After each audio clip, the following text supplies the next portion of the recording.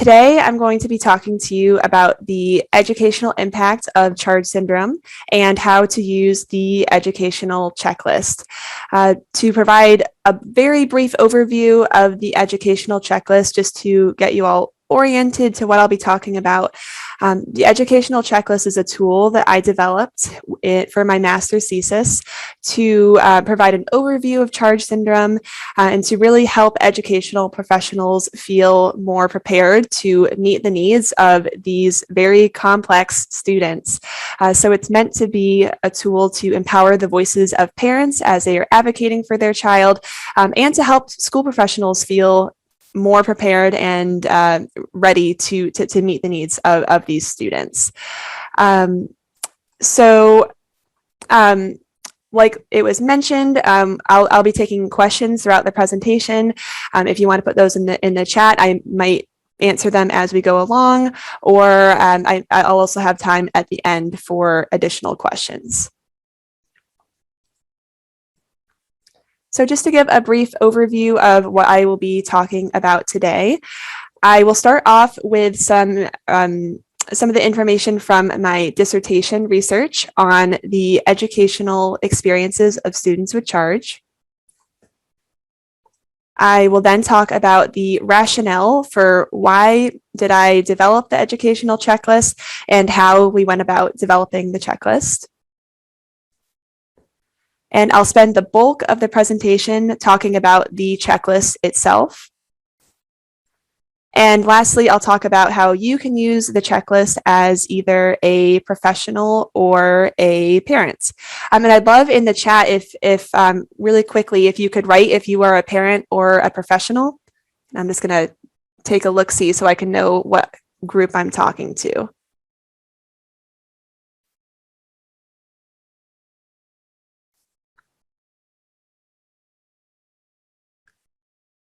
All right, looks like we have a lot of professionals and some parents too. Oh, I see an intervener. That is awesome.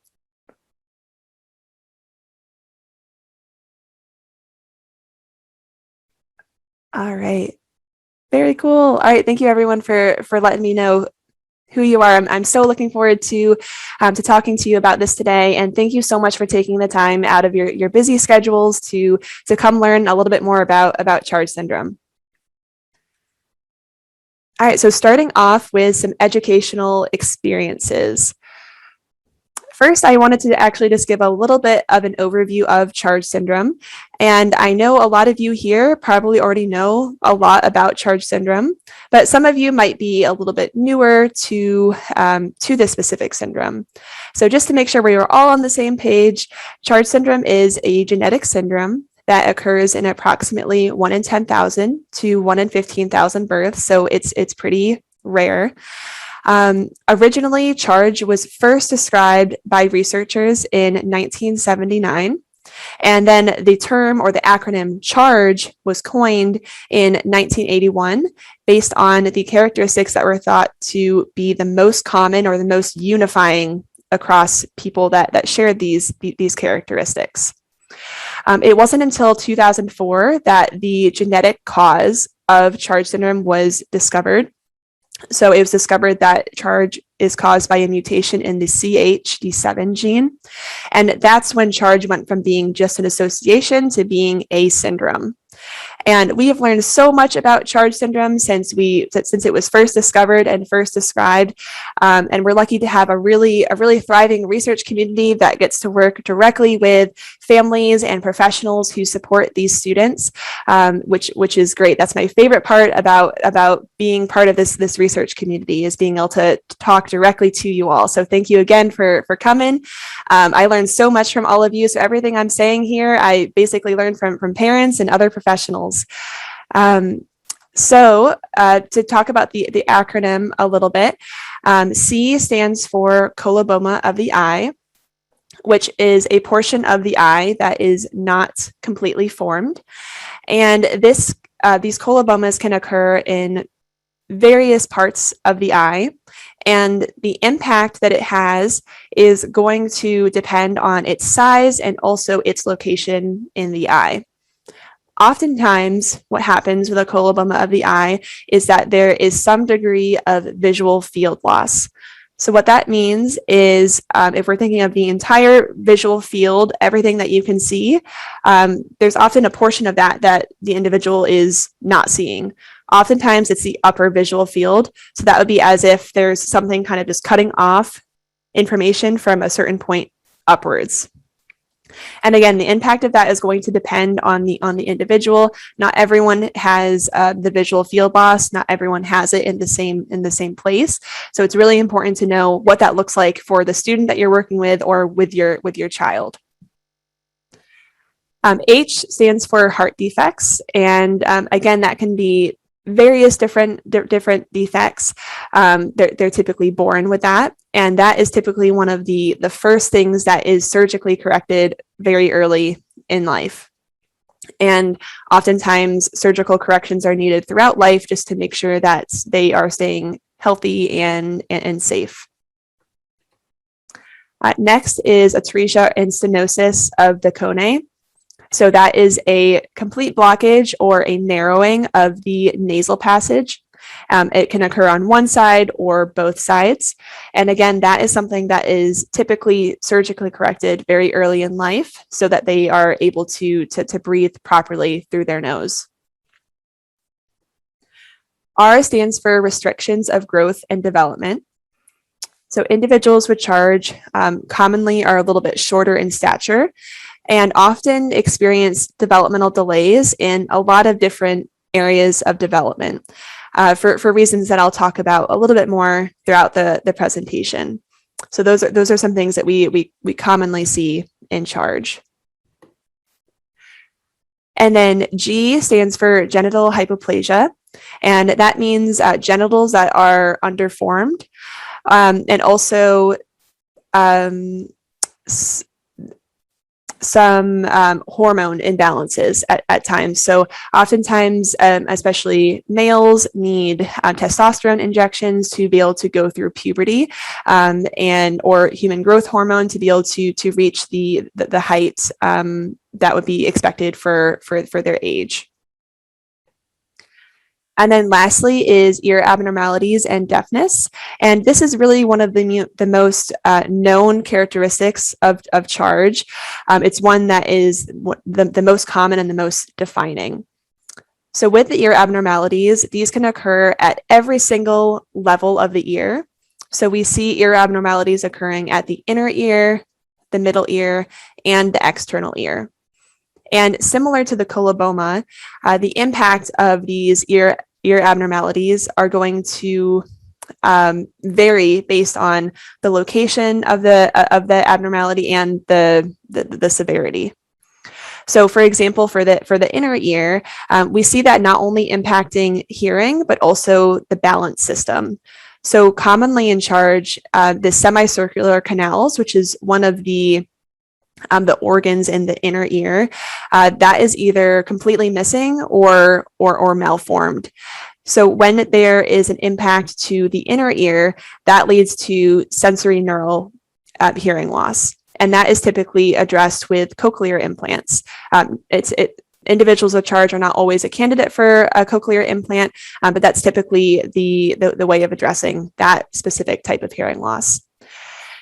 And then for abnormalities that we see at the middle and external ear, that is what we call a conductive hearing loss. And that is addressed with hearing aids. And we see that so individuals with charge, they can have hearing that range from no hearing loss to profound hearing loss. And this can vary from ear to ear. The type of hearing loss, conductive versus sensory neural, can also vary from ear to ear. So there's a really wide range in the way that actually is present in individuals. So these 6 characteristics are the ones that were initially described for charge, and they were the initial diagnostic criteria.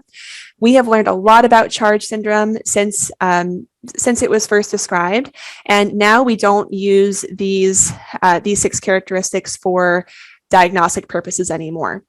Now we use, there's a couple different commonly used diagnostic criteria, and both of them are split into major and minor criteria.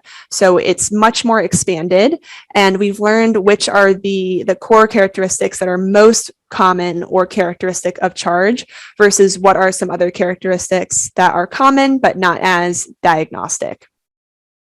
And so charge syndrome is a clinical diagnosis. It's made on the basis of the major and minor criteria. The genetic testing for the CHD7 gene is not required for a diagnosis, but oftentimes if it is conducted just to see if that mutation is present. So what's important to know about charge, as you can already see, it's very complex. There are so many different characteristics that make up charge syndrome, and every individual with charge is going to have a different combination of the characteristics, and each characteristic that they have, they might have a varying degree of severity or a varying degree of impact from those characteristics. So no two children with charge are going to be the same. And that's what makes meeting the needs of these students so challenging at times, because even if you have had the pleasure of working with one student with charge, they're probably going to have all different needs than another student with charge. So it can be really, really hard to know how to go about meeting their needs effectively.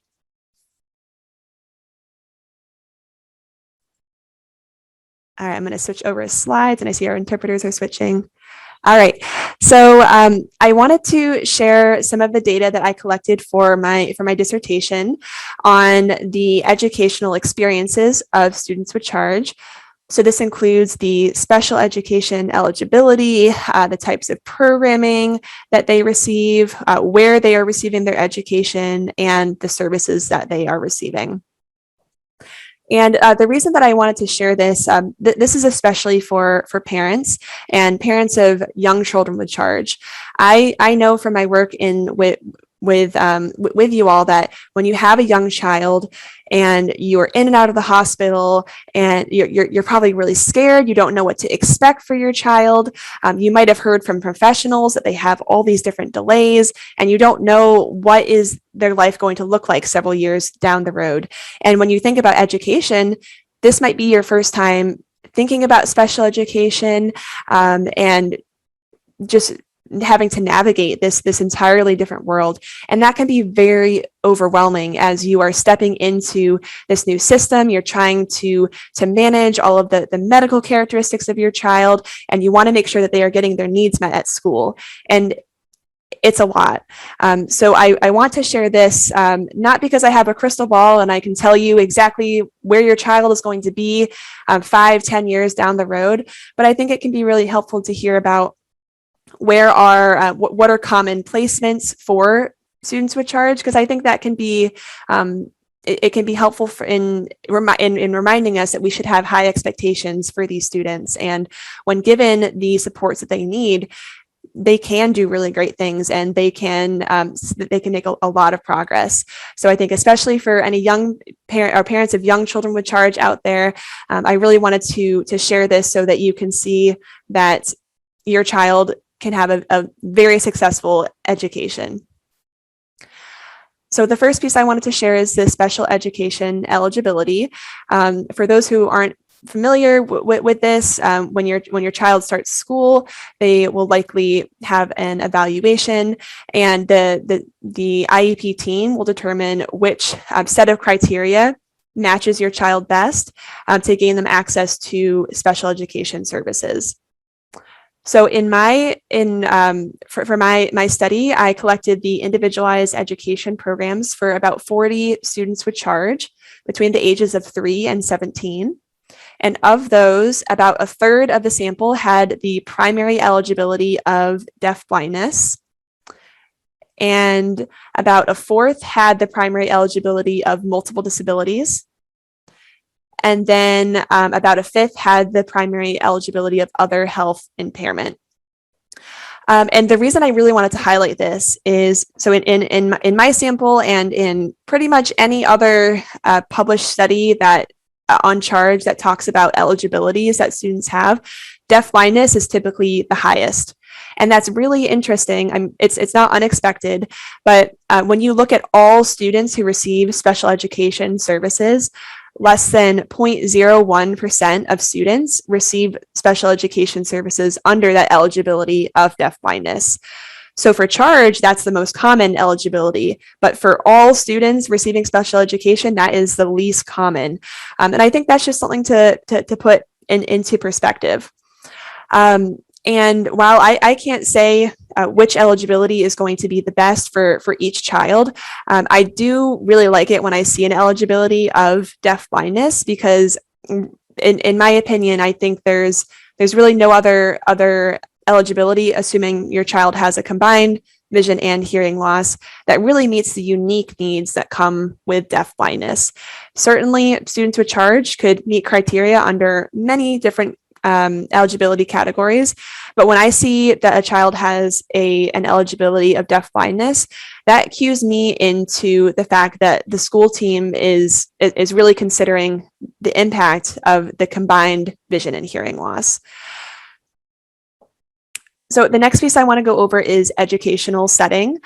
So this is the setting that students are receiving their education in. So I found in my sample that the majority of students were actually receiving their education, at least for some portion, in the general education classroom. So maybe receiving some pull-out special education services. So in my sample, about 40% was in the general education classroom, at least 80% of the day, followed by about 20% of the sample was in the general education classroom between 40 and 79% of the day. And then about 17% were in the general education classroom less than 40% of the day.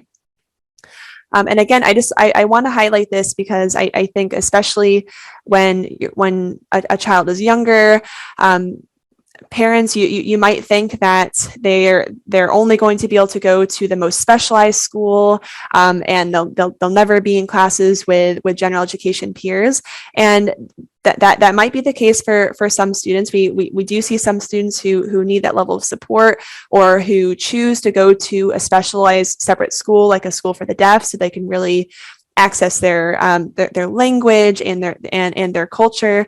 But overall, in the people that participated in my study, we see that most of them are actually in the general education public school for at least a portion of the day, which I think is really important to keep in mind as you're advocating for your child, and as you're thinking about where is the best place for them to receive their education. So next, I want to talk a little bit about the services that are received that were received by the students in my dissertation. The most common services that are received on the IEPs of the students that whose IEPs I got were speech language therapy. So almost every single participant in my study received services from a speech language pathologist, which is great because we know that communication difficulties are huge in charge. That is one of the a very core characteristic that we want to address right away. So I love seeing that so many students with charge are receiving services from a speech language pathologist. The next most common was physical therapy. So about 67% of students in my sample were receiving physical therapy. And then lastly is occupational therapy. So about 63% were receiving services from an occupational therapist. And again, I just wanted to highlight this as these are the most common services. So for parents, if you're noticing that these services, your child is not receiving them, that doesn't necessarily mean that they need them, but perhaps maybe ask about, could my child benefit from occupational therapy or physical therapy or speech services? If you're seeing that maybe those professionals are not included in your child's IEP. And then I also wanted to share which services students receive the most amount of services from, or the most number of minutes per month. So the most intensive was a one-on-one aid, which makes sense because the paraprofessionals, one-on-one aides, they are typically with the student all times of the day, followed by intervener. And I see that we have some interveners on here, which is super exciting. I'll go a little bit more into interveners in a moment. And then interpreters. So again, it makes sense that all of these professionals would be the ones where you're receiving the most number of minutes of special education services, because those are the ones that you would hope that the child would have access to all day. Lily, this is yes. There is one question in the chat box. It's from Rachel, and she says, is there a link to review your research or your dissertation? Do you have that anywhere? That is a great question. So I defended my dissertation back in April, and I told myself that I'd be working really hard on getting that written up for publication. I'm not quite there, as I'm currently doing my pre-doctoral internship. But I think I'd be happy to share, to send out my my dissertation document. I'll have my email at the end of the slides. So if you're interested, I'd be happy to share it. It's very long, but if you want to comb through it, you are welcome to do that. And hopefully I'll have a publication coming soon, if I can really get dedicated and write it up. Okay. Well, we'll just have them email you directly for that. And then also, would you just quickly explain, a couple of people aren't sure what an intervener is. Do you mind just telling quickly what that is? Yeah, perfect. And that's actually just what I was going to talk about. Oh, perfect. So, yes. And you know, I'm not surprised that we have some questions about what an intervener is, because they're not common in every single state. So an intervener is a highly trained, credentialed professional who specializes in deafblindness.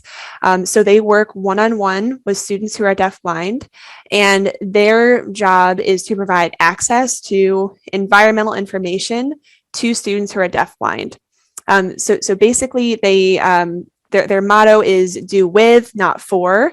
So they're really helping the student who is deafblind to get some more access to things that are happening in the environment that they might miss due to their sensory loss, and kind of fill in those gaps. So interveners can be so beneficial to students who are deafblind, because they have that specialized training in deafblindness, and they can really help accommodate that sensory loss. So in my sample, I found that about 17% of students had an intervener. And at first, when I saw that number, I thought to myself, oh no, that should be way higher. I wish every student with charge had an intervener. And then when I was defending my dissertation, one of my committee members, Beth Kennedy, who is the director of Michigan's Deafblind Project, and she also is the director of Central Michigan University's Deafblind Intervener Training Program, she said, Lily, that is actually way higher than the national average of students who are deafblind. And I was like, oh my gosh, I guess I'm over here in La La Land thinking that this is not enough, but we're actually really far ahead in the charge community. So I looked into it. And when you look at the entire population of students who are deafblind from the National Center on Deafblindness' sample or census, in our sample, we have actually about 2 times the number of students have an intervener compared to that overall sample. So that's really good. So I felt a little bit more hopeful after that. I would like to see that number be higher, just because I know the interveners do such great work, and I know that a lot of families try to get an intervener and are not able to. So I think this is promising, but I think that we still have further to go. And I wanted to share a graphic. So this is a map of the United States, and it has, the states are colored based on how many credentialed interveners there are. I'm not sure how up to date this is, because I know that Michigan has more than what it says currently. But as you can see on here, there's a lot of states that don't have any credentialed interveners. And luckily we have the intervener training programs at Central Michigan University and Utah State. So I think right now there's a lot of people who are getting training in this and hopefully getting out there and being able to work with students. But it can be really hard for for parents when they're trying to get access to an intervener and their states might not have anyone who actually is credentialed in that. And it's not mandated that students have an intervener. So that can be a challenge. And because of that, I wanted to provide a link. And so this is in the PowerPoint slides that will be going out to the Open Hands, Open Access Deafblind Intervener modules. And these are freely accessible training modules on deaf blindness, and they are really, really good. So while it's not the same as going through a full training program and getting nationally credentialed, it does provide really great information about deaf blindness and how to work with students who are deafblind. So if for parents, if your school does not have access to an intervener, you could provide this training to maybe a one-on-one aide or the school team so that they can learn more about deafblindness and how to meet the needs of your child. And we have a lot of professionals on here. I've gone through and done some of the modules on here, and I found it extremely helpful for my work. They are long, so you could pick and choose maybe the ones that are most relevant to you and your profession. But I highly recommend, if you're working with a student with charge or a student who is deafblind, these modules are fantastic. So at the very least, if you're not able to get an intervener in your state, these can be really good trainings for school staff. And I guess I should make a blanket statement. Interveners may not be necessary for every single student, but they do provide a really, really valuable support. And I know that not enough children have them, in my opinion. All right, so moving on to a little bit more about the checklist, why we developed it, and how we went about developing it. So when I first joined the Charge Syndrome Research Lab back in 2016, I started meeting with parents, and I knew that I wanted to do research related to education. I heard so much from parents that they felt like their child's needs weren't being met at school, and they felt like they didn't really know what to do about that. How do I get my child's needs met at school when school professionals have so much on their plate and they might not have ever worked with a student with charge before? So that kind of led me to this research. So we know that charge syndrome is very rare and it's very complex, and that makes it really tough to know where do we even begin with meeting the needs of these students, because there's so many different things that are going on here. So where do we start? It can feel really overwhelming. And educators, because it's so rare, they probably haven't had a lot of experience with charge syndrome, unless they're working at a specialized school like Perkins School for the Blind. They're probably or a school for the blind or a school for the deaf. They probably haven't had a ton of experience working with kids with charge. So really, it's to no fault of their own. I mean, I wouldn't know where to start if I didn't do research in charge. It would be really, really hard. And unfortunately, a lot of parents have said that they advocate for the needs of their child, and sometimes school teams don't really treat them like they're actually part of the team, which is so unfortunate, because every parent is the expert on their child, and especially in charge. Parents are like a walking encyclopedia on charge syndrome and everything that their child has been through. So parents, you are the only one that is kind of the overseer of every single thing that your child is involved in. So you know their medical history, you know the private services that they're getting, and you know how they're doing at school. So you have such an important piece to bring to the table. And unfortunately, I've heard from a lot of parents that sometimes that expertise is not really valued. And I'm sure that does not apply to any of the professionals who are on here today, because you're taking a little time out of your day to come learn about this. But unfortunately, that is something that I've heard from a lot of families. And so I came into my very first charge conference in the summer of 2017 with this idea that I want to do something to help this. I could see that this is a problem, and we need some more resources in this area. And I was so lucky that summer to hear about the charge syndrome checklist for medical characteristics. And I'll show this on the next slide. So this is a screenshot. I recognize it's probably very difficult to read, but it's a one-page medical checklist that outlines several different body systems and when medical providers should be checking in on those areas across the lifespan from infancy to adulthood. And I thought that this was a phenomenal tool. And when I heard about this, it clicked. I'm like, this is exactly what we need for the schools. School professionals have so much on their plate. They don't have time to go scavenging through the literature to see different strategies that work for kids with charge. They have so many kids on their plate.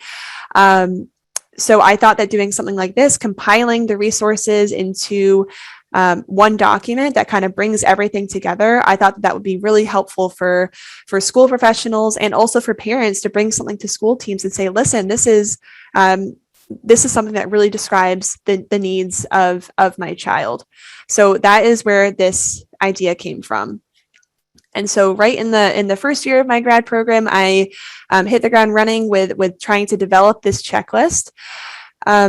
So in developing the checklist, I first and foremost had so much help from the Charge Syndrome Research Lab at Central Michigan University. So like it was mentioned, I work with Dr. Tim Hartshorn, who is one of the leading experts in charge syndrome. He has a now, I believe 32-year-old son with charge, and he's wonderful. So I work directly with him and other school psychology graduate students and undergraduate students as I was putting together the checklist. So they helped me as I had all the ideas running around in my head. They helped me compile them and get them on paper. And then I compiled an international panel of experts in charge and deaf blindness. So this consisted of David Brown, Beth Kennedy, Rob Last, Jude Nicholas, Nancy Salem Hartshorn, and Casey Stratton. So this is an interdisciplinary team of professionals from all over the world. We've got people from Australia, Norway, the United States, the UK, and from all different disciplines. So we've got the Deaf Blind Projects represented, we've got educators, we've got psychologists, we've got parents. So we really tried to form a group that had varying expertise in charge to make sure that we are capturing as much as we could. And so as I was putting together the checklist, this panel rated everything that I was doing, everything that I was adding, and gave me suggestions on things that I could word differently, maybe things I should add. Every single thing I did, they rated it and gave me feedback. And then after we had a full draft of the checklist, we sent it out to a select group of parents, school professionals who had worked with students with charge, and State Deaf Blind Project employees. And again, they provided me with recommendations on things to add, remove, or change about the checklist. So I had so much help developing this, and I'm so grateful to everyone that took the time to help make this what it is today. And I do want to put the caveat that I hope that the checklist will be a constantly evolving tool. I think that we're always learning more about charge syndrome, and I want it to be something that we can do second editions of. And right now, as I finished my dissertation, when I collected the IEPs of students with charge, I looked to see, what did we miss in the checklist? So I identified some things, and again, I will hopefully soon be updating the checklist and submitting it for publication so that we can have an even better version. And I always say during presentations like this, if you've used the checklist and you have any suggestions for me on things that could be better or different, or maybe something that I haven't thought to add, please email me, because I would love to update it and just make sure that it is the best possible tool for you as parents and professionals. All right, so the checklist itself. So the checklist is a 14-page document. It consists of an introductory page, an actual checklist, like a grid system, which has 5 categories or columns, and then 27 common characteristics and concerns, which are grouped into 5 domains. It has a glossary because there's a lot of educational jargon and a lot of charge jargon. So I included that to make it more readable to both parents and professionals. And then I have a selected reference list. I read a lot of literature to pull this together. So I kind of pulled out the highlights or the things that I thought would be most beneficial for people to read because no one has the time to read through every single thing on a topic unless you have to do a dissertation. So, and I actually really quickly just I'm going to pull up the checklist and switch my screen share here to give a quick little overview, scroll through so you can see what it looks like. Okay, so hopefully this is showing. So this is the first page of the checklist. As you can see, it has an overview of charge syndrome. It has the 5 main domains of impact for charge, which I'll be talking about in the next few slides. It also has an overview of the checklist and how to use the checklist.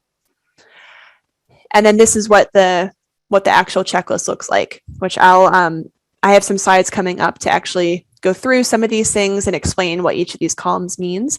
But there's a place to put the name of the individual charge, and then it has about, I think, 11 pages just of the different characteristics. And then we've got our glossary at the end with all of the terms, and then our selected reference list. So that is what the checklist looks like. I know when I'm talking about it, it can kind of sound abstract, but I'll go through this a little bit more as I'm presenting. I'm going to switch back to my presenter view. Okay, give me one moment while I get my notes back up. Okay, here we go. All right, so to talk a little bit more about the introductory page. So I've just showed you that. So now I'm going to talk more about the educationally relevant domains. And so when I was working on the educational checklist, I wanted to kind of group the characteristics and concerns into subcategories or domains, kind of like that the medical checklist did, because I think it makes it more readable, and I think it can be really helpful for both parents and professionals to think about their child in terms of these areas and if their needs are being met within these areas. So for the first domain, the medical domain. So charge is a very medically complex syndrome. So the first several years of life, individuals with charge are often undergoing numerous hospitalizations, surgeries, and procedures that are often requiring long hospital stays and recovery periods. So oftentimes they're not, some individuals with charge might not be spending a lot of time at home during those first few formative years. And even though a lot of the medical complications tend to be concentrated during the first few years, they never really go away. Oftentimes there are ongoing medical concerns and considerations throughout the child's life. And of course, when there's medical concerns, those are always going to take priority over education, because oftentimes it is a life or death matter. So even once students get to school, they likely are going to be missing school days, and even if they are physically at school, they might not really be available to learn because of either pain from medical procedures, or maybe something that hasn't been, maybe an upcoming medical procedure, so things are not feeling quite right. So that can have a really huge impact on the student with charge. And additionally, I know that a lot of parents say that they are so nervous to send their child to school after they've been managing all of the different medical aspects for so many years, and now they have to send their child to school and hope that they do just as good a job as them as with taking care of all of that. That is frightening. It's really, really scary for parents. So professionals, if I've learned one thing from working with charge families, is they are so prepared and so organized, and they're the best advocates for their child. So if they come to you and they have like a whole binder full of things for, related to like how to take care of their child medically at school, it's because they've had to be doing this for so many years, and that's a big trust for them to put their child's care over to you. And so a lot of these medical characteristics, they're going to need to be managed at school. So for example, like suctioning a trach or doing the G-tube feeds, there's a lot that comes with that. And so it's not uncommon for families to be very nervous about that, and to worry about how their child's health is going to be maintained at school. So it's really important to keep that in mind, that these students are coming with a huge backpack of medical background. So being well aware of their medical history, what your role is as a professional in meeting the needs at school, and just understanding that sometimes with all this going on, they might not be available to learn in that moment. And so trying to meet them where they're at and really have a good understanding of where they're coming from is so important.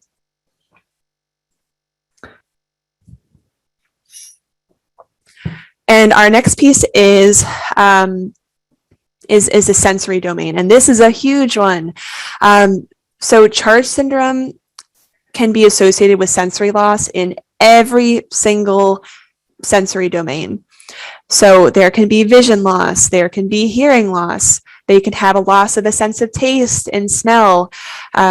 Sometimes there's differences in their touch sensation. So sometimes soft touch can be really painful for individuals with charge.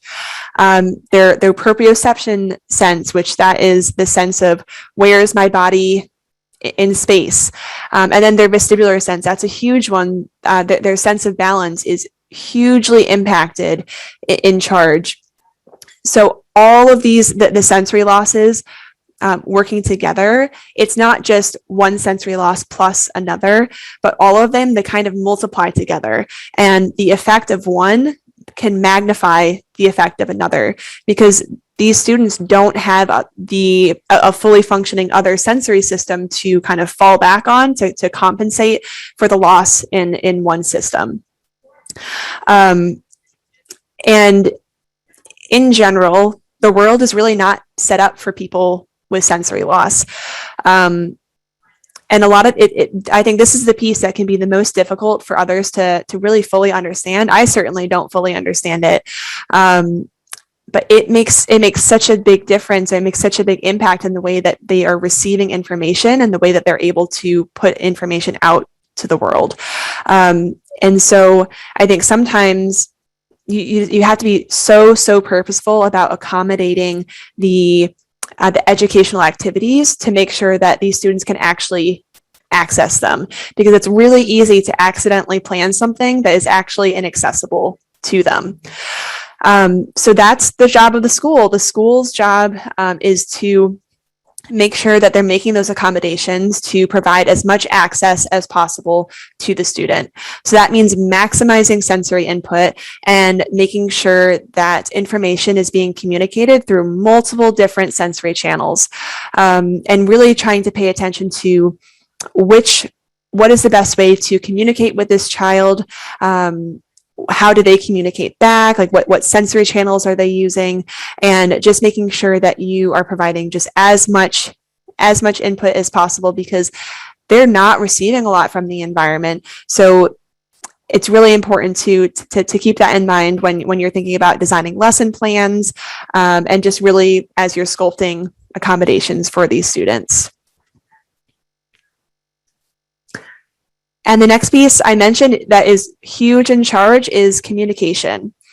And And so communication is hugely impacted by several different aspects of charge. So one is the multisensory loss. So given the hearing loss and vision loss, that automatically impacts the communication that they're able to receive. And it also impacts what they're able to put out as well. And on top of the sensory loss, we also have a lot of structural anomalies that are common to charge. So these are things like the choanal atresia, or cleft lip and palate, or tracheostomies that make it more difficult to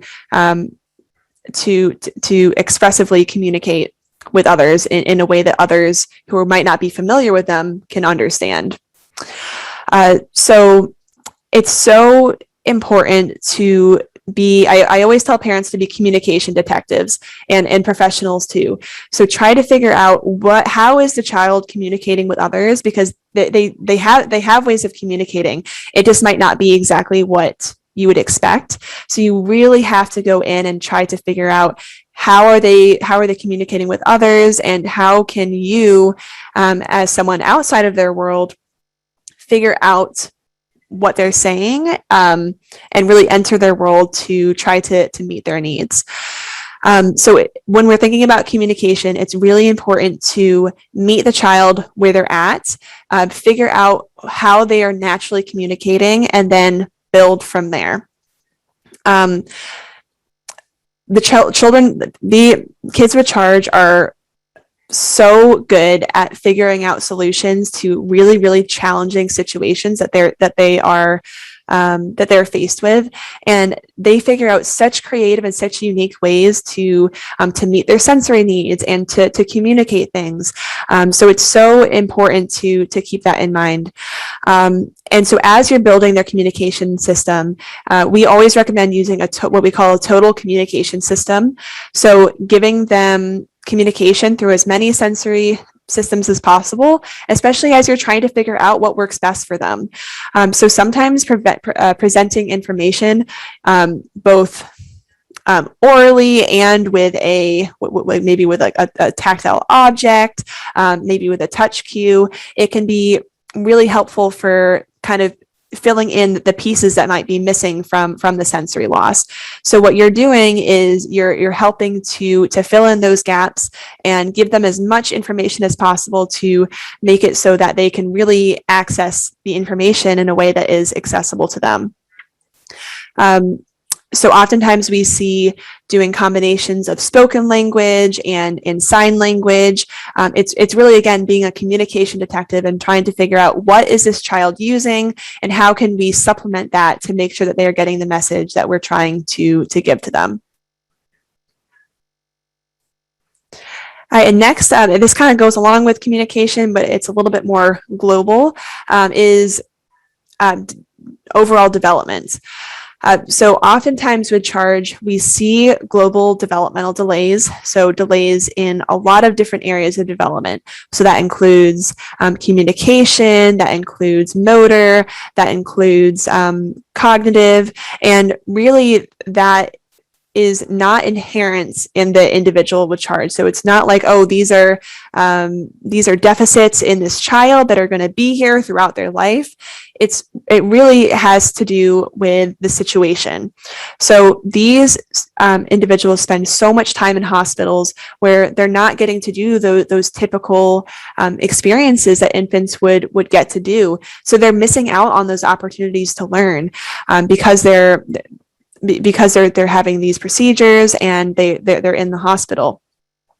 And on top of that, they also have the sensory loss that impacts the amount of information that they're receiving and they're able to give back. So when we think of, especially when we think of ways that we measure the different domains in early childhood, oftentimes they're not made for people with multiple sensory loss. So just by the way that they're being measured, you're going to get lower scores because they're not made for kids who are deafblind, and they are not made with that in mind. And oftentimes kids who are deafblind are not really included in the samples that are used to develop the tests. So what it might be measuring is more so the sensory loss than actually what they're able to learn, what they're capable of, which I think is so important to keep in mind, especially for families, because sometimes you can feel very discouraged when you're getting these assessments done and you're hearing from professionals how far behind your child is, and it's really disheartening. But your child can and will learn so much once their needs are being met. So first, we have to take care of the medical concerns, and once we have that, getting them additional services to help fill in these gaps. It will be extremely helpful. Early intervention is key for these kids, for every child, but especially for kids with charge. And then lastly, for the developmental piece is the structural anomalies. So again, we have things like low muscle tone and cleft lips and palates. So that's going to impact their ability to communicate. It's going to impact their ability to move. Everything is kind of impacting each other. But it's so important that these are really seen as delays and not a prognosis for what your child's life is going to look like 10, 20 years down the road. Oftentimes, once they start to receive the services that they need, you see so much growth. So parents, I really want you to keep that in mind, that if you have a really young child and it seems like, oh, I have no idea, what is my child's life going to look like? Advocate for your child to get these services and set the expectation that everyone working with your child should have high expectations for your child, because they can and will achieve these really great goals once their needs are accommodated. All right, next I want to talk about the behavioral piece. So behavioral concerns can be very common in kids with charge. So there's actually a behavior phenotype that Tim Hartshorn put together, and I won't highlight all of the characteristics, but a couple of the most common ones are, so individuals with charge tend to be very socially interested, but don't always know exactly the way to go about that. I'll talk a little bit more about that in a few slides. Another area is a high level of repetitive behaviors, which can seem really, they might be difficult to interpret to people who don't really understand the child. So for example, one of the examples that we use a lot in our lab is students with charge often will engage in repetitive checking behavior. So they might repeatedly go and check, okay, are my shoes still lined up by the door? Are they still lined up by the door? And they might do that over and over and over again. And sometimes that gets labeled as kind of like an OCD behavior. So we see a lot of kids with charge getting OCD diagnoses kind of slapped on them for these repetitive behaviors. And these are behaviors that, first of all, are really common in a lot of people, but individuals with charge it's much more observable when they are actually doing these checking behaviors, because of their sensory loss, they might not be able to just kind of quickly glance over, oh, are my shoes still there? Oh, yep, they are. So for me, and I'm sure for a lot of adults in the room, you probably check your phone so many times a day, or just like look to see, oh, is it in my pocket? Yep, it's there. Or, oh, where's my phone? Where's my phone? Oh, I glance over here, I see it's on my table. But students with charge, they can't do it as discreetly as other people can. So sometimes their checking behavior it's very observable. So sometimes that can become an area of concern. But really, I think it's so important to consider that in the context of they're not receiving the same information that the rest of us are. So they're often going to have to do additional behaviors to help them understand that the things that where they left it, their things are where they left them, and that everything is kind of where they expect, because it would be really tough. Like imagine if someone was coming and moving your stuff all over the place and you had no way of checking if it was still there. Of course, you're going to be a little bit more vigilant about checking. Okay, is my water bottle still here? Yep, it's still here. Oh, is it still there? yep, it's still here. So I think really interpreting some of those repetitive behaviors in the context of the sensory loss and what is going on for the individual is so important. Kind of along with that, we see that individuals with charge have a really high degree of sensation seeking. So when you have multiple sensory loss, you're going to be trying to get it in any way that you can. So we see a lot of really common behaviors in kids with charge. So we see there are certain postures and sitting positions that are really common for kids with charge. So folding their legs over in a certain way to get some of that input. Hanging upside down is super common to get the vestibular input. We see a lot of things that people who don't really understand charge, they might think, oh, like, well, why are they doing that? There's no purpose to that. Let's get them to stop. But the point that I really want to drive home for this behavioral piece is kids with charge are really smart at figuring out the problems that they are presented with. And so oftentimes the things that they're doing are the way that they figured out to solve a problem for themselves. And it's also oftentimes their way of communicating to others what their wants and needs are, especially when they're young and they maybe don't yet have a formal way of communicating. Sometimes these behaviors are the only way that they have to tell others, hey, something is not right. So it's so important to take a step back when we're trying to figure out what to do about the behaviors in charge and think about what problem is this solving for this child and what are they possibly communicating to me with what they're doing. And one of the things that David Brown always talks about is trying to figure out how important is this behavior to change. So is this a behavior that's just kind of annoying to me? I don't really like it. Is it something for that case? Okay, maybe we can try to understand it a little bit more and try to figure out how can we let them continue to do that in a way that's going to make sense in their environment. And then kind of along the spectrum of, or is this a behavior it's dangerous, it's disruptive, and we can't let them keep doing that.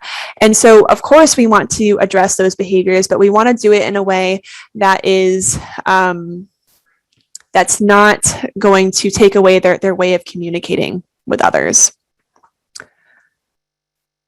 And I want to go over this behavior triangle. This is a way of thinking about behavior that Tim Hartshorn came up with. So these are some important things to look at when you are considering addressing behaviors in kids with charge. So first is pain. Oftentimes, we see behaviors come up out of seemingly nowhere that are really an indicator that the child is in pain or something is not right in their body. So for example, Tim's son, Jacob, whenever he has an ear infection, he does a very predictable behavior. He takes things and he jams it into his neck. And that's his way of saying something's wrong. He doesn't have the words to say, my ear hurts, but he has a very reliable way of telling people something's not right. I need you to take me to the doctor. So always trying to rule out pain. We know that individuals with charge have so many different medical characteristics that can be impacting them. So always ruling that out when you're thinking about a behavior, especially if there's one that came up seemingly out of the blue. The next is sensory issues. So individuals with charge, they're living in a very different world than people with fully functioning senses. And it's so important to think about that when we're trying to look at their behavior. So when we see them doing things that maybe other children who are hearing and seeing aren't doing, we should think about the fact that, okay, maybe this is related to them not getting the same amount of input or them trying to get some more of that input for themselves because they're missing out on it. And then lastly, anxiety. So this kind of goes along with both of the other things of sensory issue and pain. When you're not receiving the full information from your environment, it can be very unsettling. So we sometimes see that kids with charge engage in some more anxious-like behaviors, like the checking behaviors, repetitive question asking, because they don't know exactly what to expect for the day, and they might be missing some of those cues that you and I might pick up on because they're not getting access to it. So for example, if we think about getting ready to go to the store, a child who can see and hear, they would probably be able to see a parent putting on their shoes, maybe grabbing the car keys. So they have some cues that are built in there to be able to anticipate and predict, okay, we're going to be going out. But a child with charge, they might not be getting any of those cues because of their sensory loss. So if all of a sudden they are being taken out of the environment that they're in, they might be like, oh my gosh, excuse me, what? Like I was not prepared for this at all. So we see these things coming up time and time again with kids with charge. And that's why we recommend relying very heavily on calendar systems and trying to make the environment as predictable as possible for these students. So that's kind of an overview of the domains that I've identified for the educational impact of charge. I hope that's kind of a helpful framework to look at. Parents, it might be helpful for you to kind of do a little self-inventory of these different domains and think, okay, is there something written in the IEP to address this domain? Is there something about this domain? And bring it up to the IEP team. Say, hey, I really feel like my child's sensory needs are really not being met by the IEP. What can we do to make sure that those needs are being met? You are a member of the team and you have every right to bring your concerns to the table and make sure that your child's needs are being met at school. So I already kind of gave a little overview of the first page of the checklist. So now I'll just talk a little bit about what each column means in the checklist. So the first column is the characteristics and concerns. So these are the educationally relevant characteristics or concerns or difficulties that are commonly seen in individuals with charge. So some of these are the diagnostic criteria. Some of them are other characteristics that are commonly associated with charge. And then next after that, so each characteristic and concern will have an educational or support need. And these are the needs that come from that characteristic. So based on this need that this child has, or this characteristic that this child has, here's what they need from the school to accommodate that need. And then next we have team members. So these are the educational professionals who are likely part of the school team who are going to be involved in the day-to-day service delivery to meet the needs of the child. And then next we have examples of strategies and accommodations. So this is meant as very much a starting point to get the ball rolling with teams. So it's not meant to be the end all be all. Here's all the accommodations that you'll ever need for this child. Your work is done. That is not the case. It's meant to be, these are some ideas that are recommended by professionals who have experience in charge. And we want you to take those and then tailor them to the child and think of other things that could possibly be helpful as well. And then lastly is consulting professionals. So these are professionals who are outside of the school with whom it might be helpful to consult and who might be able to provide some additional support.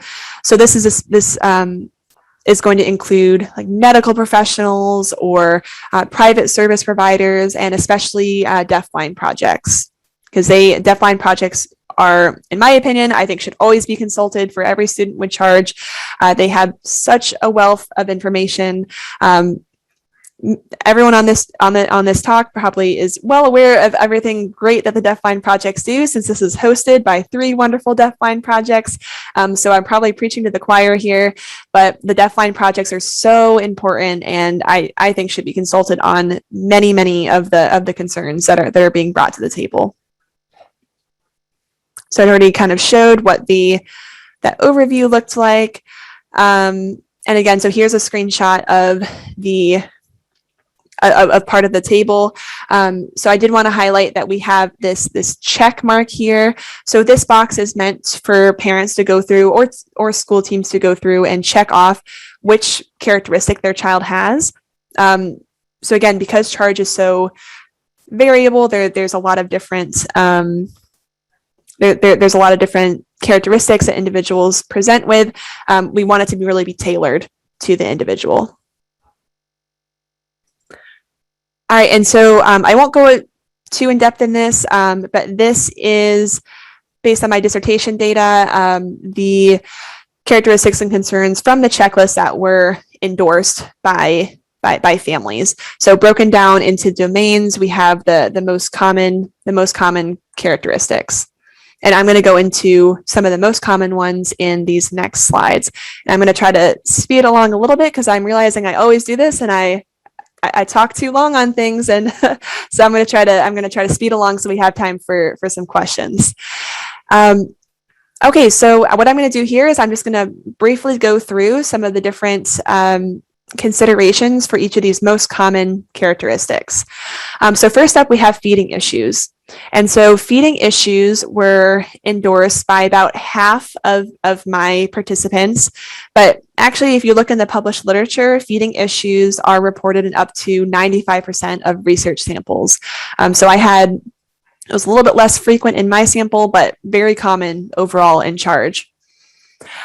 So some of the important things to think about for feeding issues are this is something that can be addressed in an IEP, and it really should be. So especially if your child is being G-tube fed or needs any accommodations for the way that they're eating, that should be written into the IEP. So where is the meal going to occur?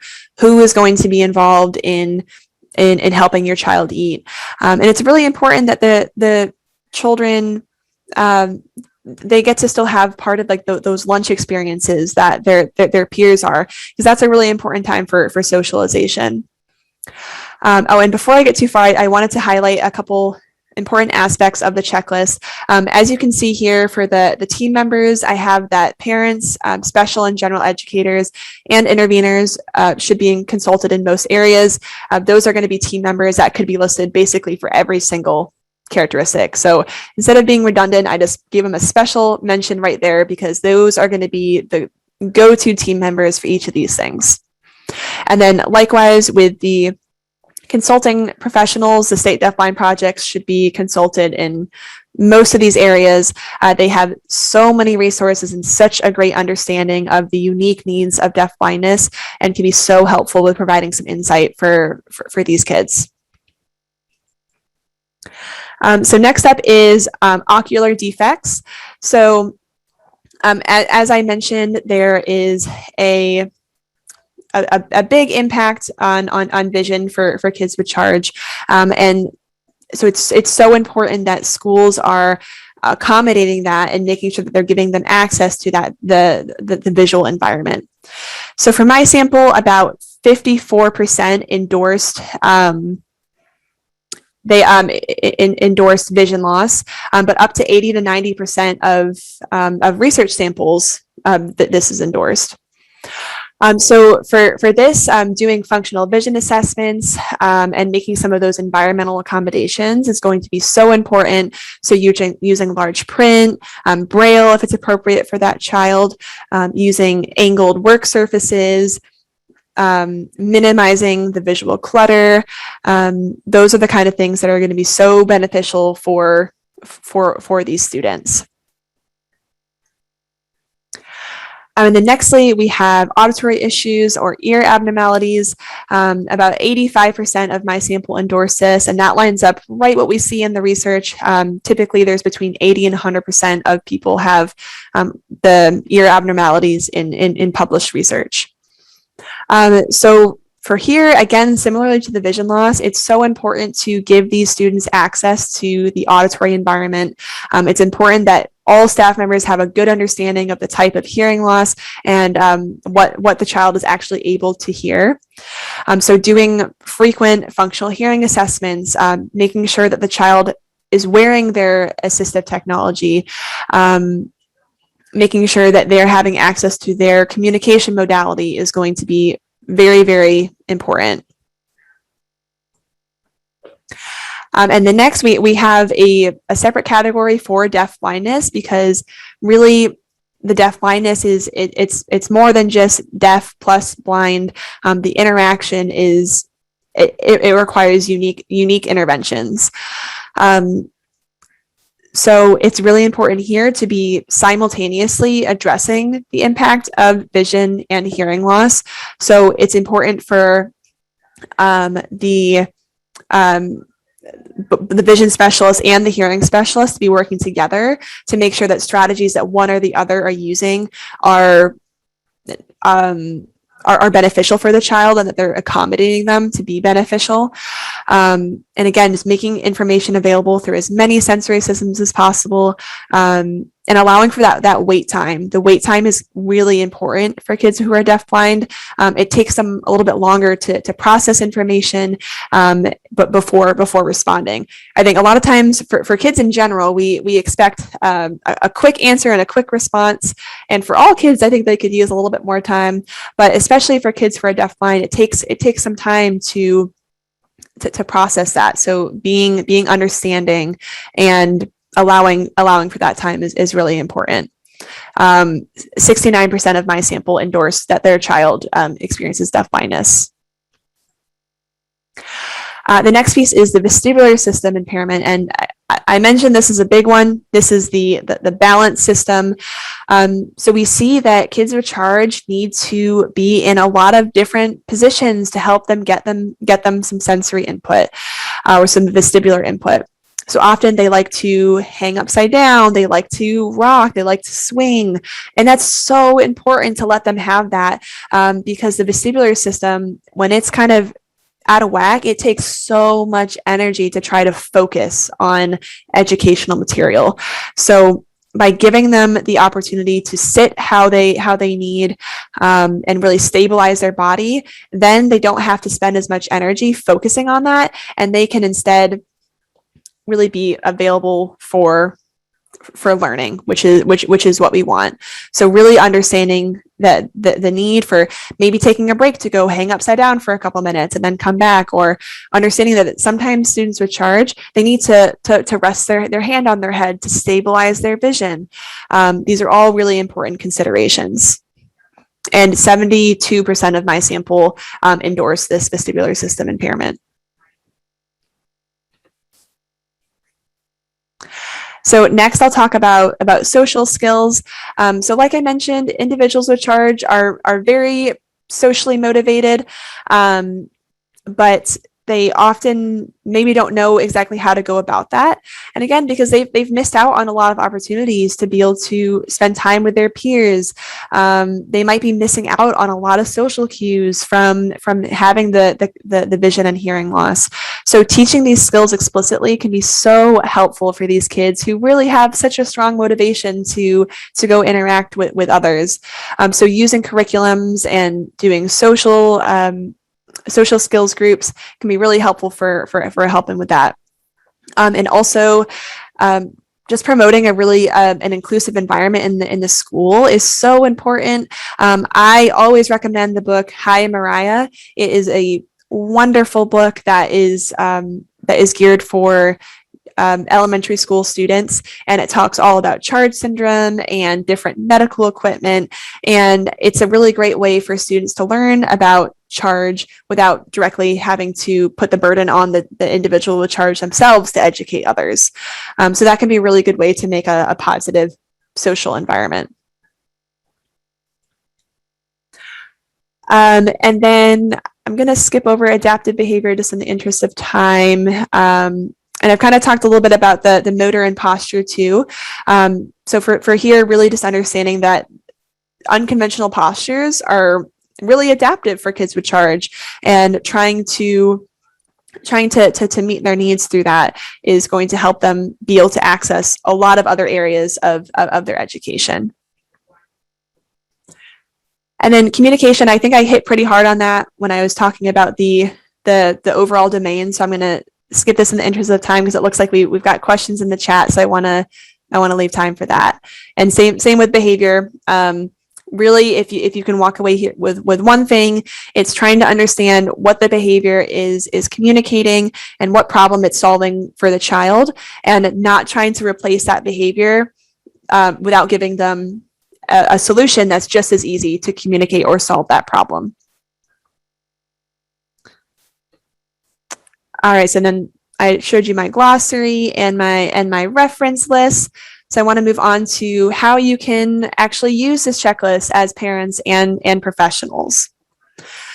So for parents, I've been really empathizing through this this talk that you are a member of the IEP team, and this tool is a great way to show that. Hopefully, this is a tool that really echoes what you've been saying to the school team and can provide some backing to your voice.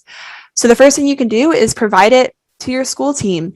If your child is undergoing a reevaluation or an initial evaluation, or even if they haven't at all and you've just heard about this checklist and you think, oh man, I wonder if maybe my child could use any different accommodations, you can request that your school team look at this tool and kind of do a little reevaluation to see if there's anything else that they want to include for your child. So you can provide it to the team and ask that they use it as an assessment measure and a measure to include for the IEP planning. You can also use it to just learn about accommodations for your child. It is not expected when you walk in the door to your first IEP meeting that you be an expert in special education. You will become an expert in special education, but there's so much to learn, and there's so many things, and you've already been going through all of the medical side of things. It's overwhelming to get there and have to learn this whole system again. And of course, you couldn't possibly know about all the different accommodations that are available to your child because there's so many out there. So hopefully this tool can help you be aware of some of the different accommodations and ask for those for your child. And lastly, just use it when you're advocating for your child. I know that Charge Parents advocate so strong in every single setting that their child is in. And hopefully this can be a tool that can be used to amplify your already very strong voice. So I hope that parents, you find this useful in maybe understanding your child a little bit better and what they might need at school. And then professionals, I hope that you can use this to learn about Charge syndrome. Charge syndrome is complex, and I have spent hours and hours and hours and years and years and years learning about Charge, and I still don't know everything, and nor will I ever. And it's not realistic to expect that you have the time to go searching through everything out there because there's a lot. So I hope that this can be a helpful tool to kind of compile some of the main research in Charge and help you feel a little bit more confident in how to go about addressing the needs of these students. And I hope that you can use it when you are developing the IEPs and maybe using those 5 domains as a framework of, oh, are we hitting everything? Are we really meeting the global needs of this student? And then lastly, using this to help consult with other professionals. So there's a lot of you on this call right now, and if you hear of one of your colleagues who's got a student with Charge or a student who's deafblind, maybe provide them with this tool and see if it helps them as well. So that is my presentation. I didn't leave as many minutes for questions as I would have hoped, so I'm very sorry about that. But I would love to take any questions now, and if I don't get to them, I'm so sorry. This is my fault. I love talking about this, and I was not keeping as close an eye on the time as I should have. So I would love to hear your questions now, or if we don't get to it, please send me an email. I would be happy to talk with you there. Hey, Lily, thank you so much. That was such a great presentation. Joshua put in the chat box, could you mention the name of that book again? Yes, it is Haya Mariah. And here, let me see. I can. Oh, it's in my other office. I would go grab it and hold it up. But can you type it in the chat box to make? Yeah. I would, but I think I would probably type it wrong. Yes, it's Haya Mariah, and it is written by Victoria Victoria Nelson, who is a mom of Mariah. It's a great book. I love it very much. And actually, Deafblind Central we did a virtual story time where we did a reading of several different books with an interpreter, and that is one of the books. So if you look on Deafblind Central's website, you should be able to find that and be able to access it with ASL interpreting. And also one of the things I wanted to ask you that I had a question about was, have you had teams do this together? Have you seen them like sit down with families and use the tool together? Because I think it's such a great, one of the things you talked about was communication and bridging that communication and having everyone on the same page, because what a great document for families to use with teams. And then also, like you said, to be able to give to related service providers, anyone working with the student. Gives them a really good picture of that student. Yeah, so I've done some like mini consultation sessions where I've actually been really lucky to have a parent and several members of the team kind of asking questions about the checklist and brainstorming ideas together. So I have been able to do a few of those. I'd love to do more in the future.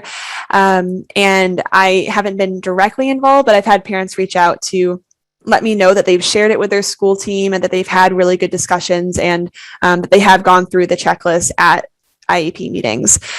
So moving forward in the future, I would love to do more of that. So if anyone is interested, school teams, you have my email, feel free to reach out, and I'd love to consult when I can. Well, thank you, everyone. We will put up a poll. I think there's a poll. Robert, does that come up at the end here? I know we're doing things a little differently. And of course, I'm sitting here right where the sun's coming in now. Sorry, I was just seeing, I know, Robert, does the poll come up now? Yes, when we end the broadcast, the poll will automatically pop up. It's the same 4 questions, but it'll show up on everyone's screen. Okay, perfect. And Tony Hollinsworth from the Mississippi Deafblind Project said, thank you, Lily, and for all this presentation. I wonder if you had the checklist in either Word or as a fillable PDF. Ooh, so I don't have it as a fillable PDF, but I think that I could make it into one. I actually recently learned how to do that, so I could probably do that pretty easily. And I do have a Word format. I just kind of keep it personally because of the ones that are posted on websites. I wanted that to be a PDF so people aren't changing things that I have and claiming that it's from me. But I do have it as a Word document. If that would be helpful for specific school teams, I'd be happy to provide that. Well, thank you. Thank you again, everybody. It was wonderful, and we learned so much. And we'll be sending out hopefully the next webinar that we'll be having. So thank you again.